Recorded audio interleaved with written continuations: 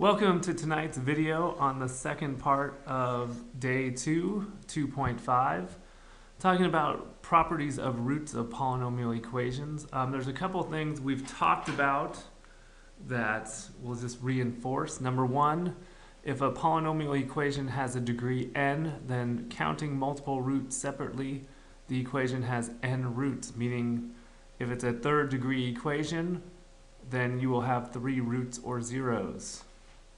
The second thing is if a plus bi is a root of the polynomial equation, then the imaginary number a minus bi is also a root, basically meaning that imaginary roots exist in conjugate pairs, meaning if a root's imaginary, then its conjugate is also a root or zero.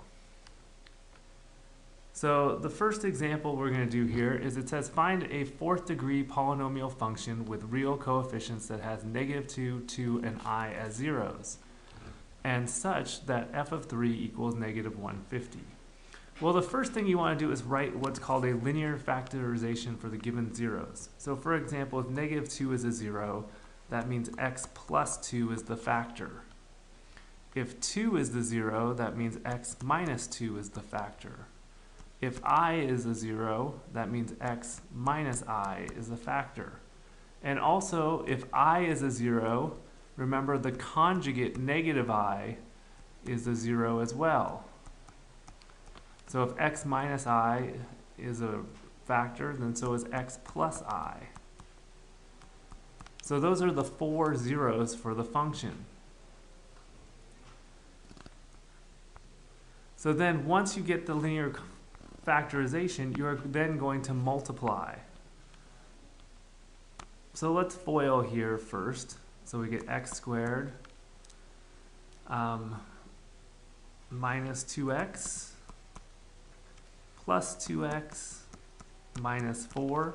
So these cancel out, so you get x squared minus 4. Here, when you FOIL, you get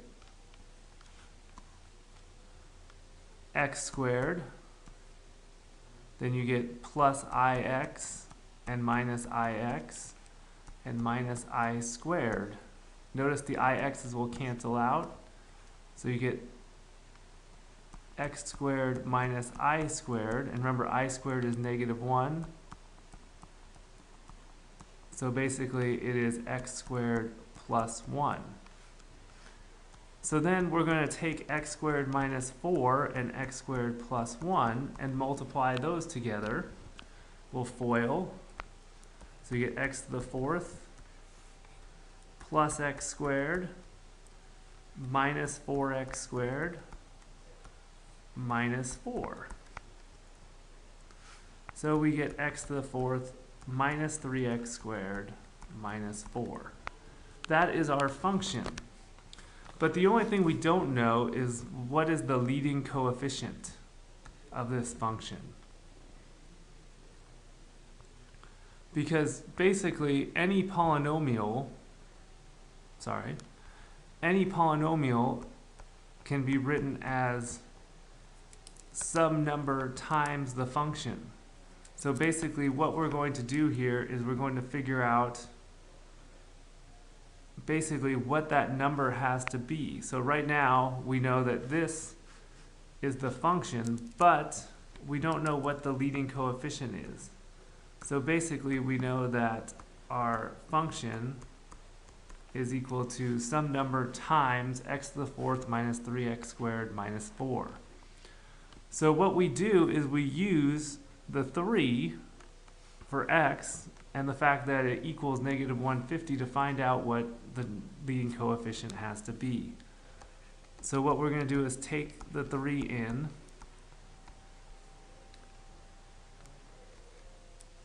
substitute the 3 in, so 3 to the 4th minus 3 times 4 squared minus 4. So 3 to the 4th is 81. 3 times 16 is 48 minus 4. And remember, f of 3 is equal to -150 because that's what it tells us.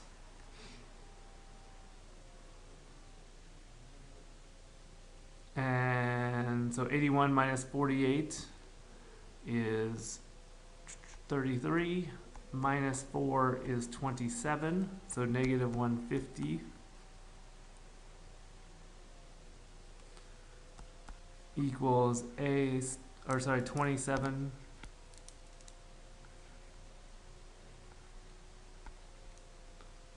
a sub n.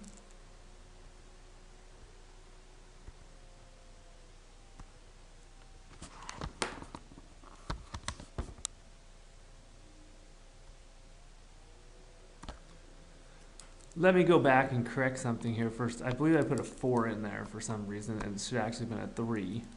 So that'll change this right here for some reason. So 3 squared is 9, times 3 is 27, minus 4. And if you subtract that, 81 minus 27 gives you 54. Minus 4 gives you 50.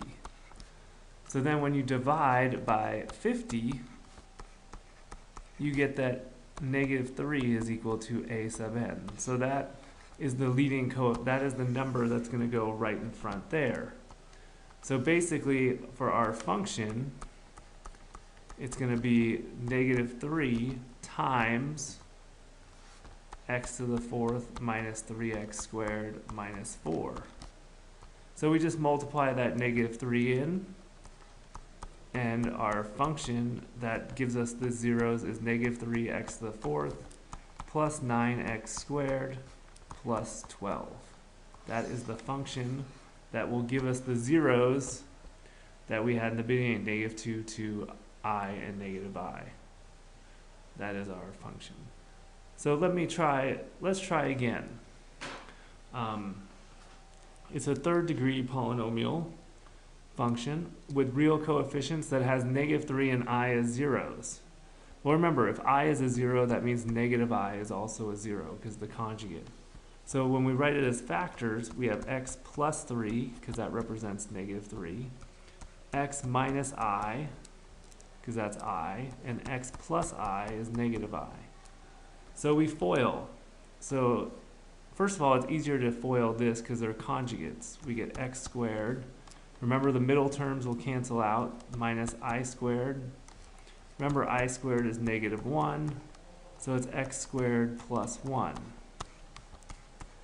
Multiply it by x plus 3, you get x to the 3rd plus x plus 3x squared plus 3 when you FOIL. So I'm just going to rewrite it in descending order. So there is our function. But remember, our function is equal to some number times that. So we have to find the leading coefficient. So this is where it helps to know that when we put 1 in, we get 8 out. So we know 8 is equal to some number, and then we put 1 in everywhere we see an x.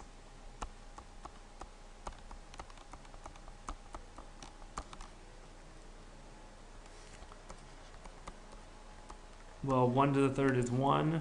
3 times 1 is 3. So basically 4, 5, 8. Well, when we divide by 8, we get that the leading coefficient is 1, which means that we don't have to do any multiplying because when we multiply, when we put 1 in there and distribute it, we just get the same thing. So f of x is equal to x to the 3rd plus 3x squared plus x plus 3. And that is our function that would have those zeros. All right, this concludes our video. We'll do some practice in class. I hope you have a good weekend, and